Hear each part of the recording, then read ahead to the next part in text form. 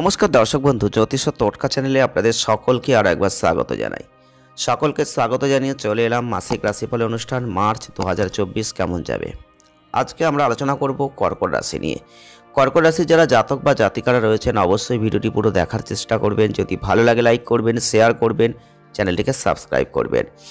এই কর্কট রাশির যারা জাতক বা জাতিকারা রয়েছেন মার্চ 2024 আপনাদের ক্ষেত্রে বিশেষ করে বলবো ক্যারিয়ার জীবনের জন্য অত্যন্ত গুরুত্বপূর্ণ মাস। আপনি কর্মজীবনে অনেকটা সাফল্য অর্জন করতে পারবেন, আপনি ভালো জায়গাগুলো স্পর্শ করার চেষ্টা করতে পারবেন এবং সেক্ষেত্রে আপনি সফলতা লাভ করতে পারবেন। যারা কর্কট রাশির মানুষ রয়েছেন আপনাদের বৈবাহিক জীবনটা অনেক ভালো হবে আর আপনার বিবাহিত জীবনটা আপনি উপভোগ করতে পারবেন এই মাসটাই। প্রেমের সম্পর্কের ক্ষেত্রে একটা দেখবেন কখনো ভালো কখনো খারাপ, একটা আপস অ্যান্ড ডাউনসের মতো পরিস্থিতি কিন্তু থাকবে। মাসের ক্ষেত্রে বিশেষ করে প্রথম দিকটা যদি দেখি, স্বাস্থ্যের ক্ষেত্রে বলবো বিশেষভাবে যত্ন নেওয়াটা গুরুত্বপূর্ণ, কারণ স্বাস্থ্যক্ষেত্রে কোনো সমস্যা দেখা দিতে পারে। আপনি যদি বিদেশে যেতে চাইছেন তাহলে বলবো একটু ওয়েট করুন, একটু অপেক্ষা করে যাওয়ার চেষ্টা করুন, সেটা ভালো হবে। যারা ছাত্রছাত্রীরা রয়েছেন কিছু সমস্যা আসবে, তবে সমস্যা সত্ত্বেও আপনি কিন্তু সফলতা লাভ করতে পারবেন। আপনার বন্ধুদের সাথে ভালো সম্পর্ক সম্প্রীতি এগুলো বজায় রাখার জন্য যথেষ্ট ভালো কিন্তু মাসটা হতে চলেছে। যদি একটু বিস্তারিত ব্যাখ্যায় চলে আসি তাহলে প্রথমেই বলতে হয় কর্মজীবন। এই কর্মজীবনের ক্ষেত্রে মার্চ 2024 কর্কট রাশির জাতক বা জাতিকাদের জন্য ভালো। দেবগুরু বৃহস্পতি পুরো মাস দশম ঘরে অবস্থান করবেন, এটা আপনার কর্মজীবনে একটা ভালো ফল কিন্তু দেবে। আপনার অভিজ্ঞতা কর্মদক্ষতা এগুলো কিন্তু যথেষ্ট ভালো হবে, এটা আপনার পরিচয় তৈরি করিয়ে দেবে। আপনার অভিজ্ঞতা থেকে একটা আপনি অনুপ্রেরণা পাবেন, অনেক ভালো পারফর্ম করবেন, প্রশংসার জায়গাটা আছে, বিভিন্ন মানুষের সাথে একটা অনুপ্রেরণার উৎস আপনি হবেন। এই কর্কট রাশি যারা মানুষ রয়েছেন মঙ্গলের ক্ষেত্রে অর্থাৎ দশম ঘরে অর্থাৎ সপ্তম ঘরে তখন অবস্থায় থাকছে, যে কারণে দেখবেন চাকরি জীবনে কোনো উচ্চ পদ লাভ হতে পারে, অর্থাৎ পদোন্নতির একটা জায়গা কিন্তু থাকছে। তবে 15ই মার্চ মঙ্গল কুম্ভ রাশিতে অষ্টম ঘরে থাকছে, এটা কিছু চ্যালেঞ্জের জায়গা কিন্তু নিয়ে আসার চেষ্টা করবে। কিছু প্রতিপক্ষ আপনাকে সমস্যায় ফেলে দেওয়ার চেষ্টা করতে পারে, এইভাবে আপনার কাজের প্রতি একটু মনোযোগ দেওয়ার চেষ্টা করবেন। মাসের শুরুটা ব্যবসায়ীদের জন্য ভালো, ব্যবসায়িক সাফল্যের সম্ভাবনা থাকছে, আয়ের মাত্রা বৃদ্ধি পাবে। কেউ ব্যবসায় বিশেষ কারোর সাথে একটা সান্নিধ্যের অনুভব কিন্তু আপনি করতে পারেন। ব্যবসায়িক অংশীদারের সাথে সম্পর্ক সৌহার্দ্যপূর্ণ থাকছে। মাসের দ্বিতীয়ার্ধ তুলনামূলকভাবে নতুন চ্যালেঞ্জ নিয়ে আসবে, আপনাকে ব্যবসায় বিনিয়োগ করার জন্য প্রস্তুত হতে হবে এবং এটা আপনাকে অনেক সুবিধাও প্রদান করবে। চলে আসবো অর্থনৈতিক দিক থেকে মাসের শুরুটা দুর্বল। বুধ, রবি এবং শনির মতো যেসব গ্রহরা রয়েছেন তারা কিন্তু অষ্টম ঘরে অবস্থান করছেন, তার সামগ্রিক ব্যয়টা কিন্তু বাড়বে। অপ্রত্যাশিত ব্যয় কিন্তু আপনাকে বহন করতে হতে পারে এই মাসে, যেটা আপনি কখনোই হয়তো প্রত্যাশা করেননি।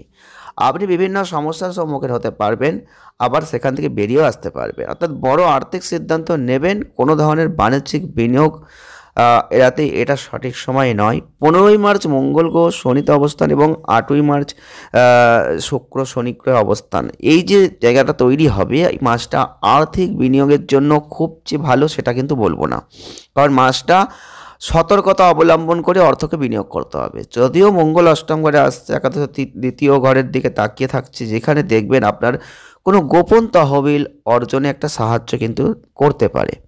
তাই আর্থিক সিদ্ধান্ত নেবেন, সময়টা খুব ভালো নয়, তো বুঝে শুনে করবেন। আর্থিক অবস্থার সম্পূর্ণ জায়গাটা আপনি যে কোনো বড় পদক্ষেপ নিচ্ছেন একটু বুঝে শুনে করলে যথেষ্ট ভালো জায়গা আপনি দেখতে পাবেন। চলে আসবো স্বাস্থ্যের দিক থেকে মাসটা কিন্তু একটু উইক রয়েছে, কারণ মাসের শুরুতে সপ্তম ঘরে মঙ্গল শুক্র, অষ্টম ঘরে রবি শনি বুধ স্বাস্থ্য সমস্যা কিন্তু একটু তৈরি করবে। দৈনন্দিন রুটিন খাদ্যাভ্যাস জীবনযাত্রার দিকে একটু মনোযোগ দেওয়া উচিত, কারণ এই মাসে কোনো শারীরিক সমস্যা আপনাকে বিরক্ত করতে পারে। মাসের দ্বিতীয়ার্ধে অষ্টম ঘরে মঙ্গল ও শুক্র বসে থাকলে স্বাস্থ্য সমস্যা বাড়বে, এটা নিশ্চিত। তাই কোনো ছোট ঝামেলা উপেক্ষা করবেন না। কোনো ছোটোখাটো যদি সমস্যা আপনার আসে সেটা অবশ্যই ডাক্তারি পরামর্শ নিয়ে চলার চেষ্টা করবেন। অবিলম্বে ডাক্তারের সাথে যোগাযোগ করুন, যাতে আপনি কোনো বড় রোগে আক্রান্ত না হন, সেদিকে একটু দেখার চেষ্টা করুন। আপনার স্বাস্থ্য চমৎকার হতে পারে। প্রচুর জল পান করুন, পর্যাপ্ত ঘুমানোর চেষ্টা করুন, ভালো হবে। চলে আসবো প্রেম বিবাহ। এই প্রেম বিবাহের দিক থেকে যদি দেখি মাসটা যথেষ্ট শুরুটা ভালো রয়েছে এবং মঙ্গল আপনাদের প্রেমের বিষয়ে নতুন শক্তি কিন্তু একটা জোগানোর চেষ্টা করবে। প্রেমের সম্পর্ককে নতুন দিকে নিয়ে যাবেন, আপনি যাকে ভালোবাসেন তাকে বিবাহ করার চেষ্টা করবেন এবং এর জন্য অনেক চেষ্টাও করবেন। আপনাদের কেউ কেউ প্রেমের বিয়েও করতে পারেন এই মাসটায়। বিবাহিতদের জন্য মাসটা সুন্দর। মাসের শুরুতে প্রেম, রোমান্স এবং ভ্রমণের ক্ষেত্রে আপনার এবং সঙ্গীর মধ্যে একটা ভালো অবস্থান কিন্তু দেখা যাচ্ছে। 15ই মার্চ থেকে মঙ্গল অষ্টম ঘরে প্রবেশ করবে, যে কারণে দেখবেন আপনার শ্বশুর বাড়িতে একটু ঝামেলার সৃষ্টি হতে পারে। আপনি এবং জীবনসঙ্গী এটাকে নিয়ে কিছুটা চিন্তিত হতে পারেন। আপনাকে শ্বশুর বাড়িতেও যেতে হতে পারে, তবে আপনার স্ত্রীর স্বাস্থ্য একটু খারাপ হতে পারে।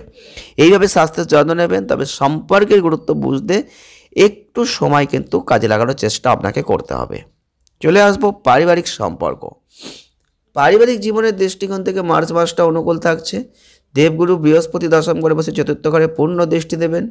তাছাড়া গ্রহের যে দৃষ্টি থাকছে দ্বিতীয় ঘরে, এতে পারিবারিক জীবনের সম্প্রীতি থাকছে, পারস্পরিক ভালোবাসা থাকছে, পিতা মাতার স্বাস্থ্য অনুকূল থাকছে। তবে মাসের শুরুতে শনি, রবি, বুধের যে দৃষ্টি, যেটা কিন্তু আপনাদের অবশ্যই এই মাসটায় আপনাকে একটু দেখভাল ঠিকঠাকভাবে করতে হবে, কারণ তর্ক, ঝগড়া, জীবনে একটা সমস্যা এগুলো কিন্তু আসতে পারে। সম্পত্তি নিয়ে বিবাদ বেড়ে যাওয়ার সম্ভাবনা পারিবারিক জীবনে আছে।